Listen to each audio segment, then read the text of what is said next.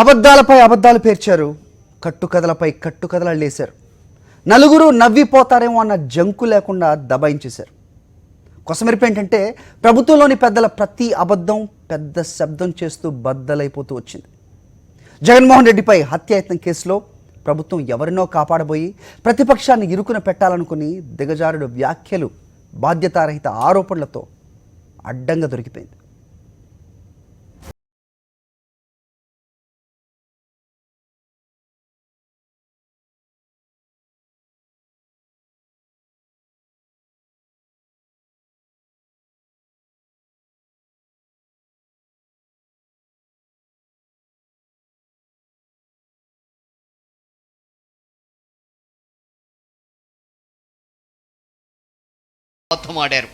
ఈయన ప్రిలిమినరీగా చెప్తే he is claiming to be Jagan fan.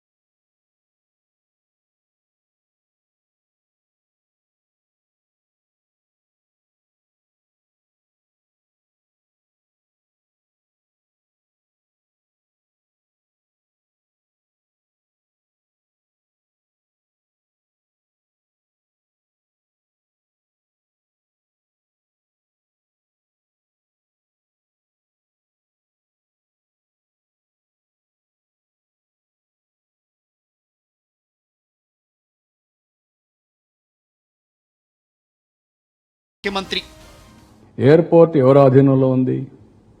Government of India ఆధీనంలో ఉంది. రెండోది ఎవరి సెక్యూరిటీ? సిఐఎస్ఎఫ్ ఆధ్వర్యంలో సెక్యూరిటీ ఉంది. ప్రత్యేక హోదా ఉద్యమ సమయంలో ప్రతిపక్ష నేత జగన్మోహన్ రెడ్డిని ఎయిర్పోర్టు రన్వే పైనే ఏపీ పోలీసులు ఎలా అరెస్టు చేశారని అడిగితే పోలీస్ పెద్దలు, మంత్రులు ఇప్పుడు నీళ్లు నములుతున్నారు.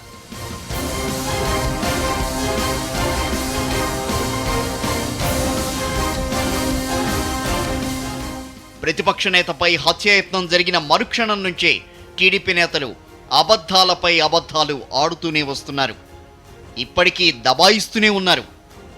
అయితే నిజం నిప్పు లాంటిది. దాన్ని దాచేందుకు చేతులు అడ్డు పెడితే 40 ఏళ్ల రాజకీయ అనుభవం ఉన్న నేతల చేతులు కూడా కాలక తప్పదని మేధావులంటున్నారు.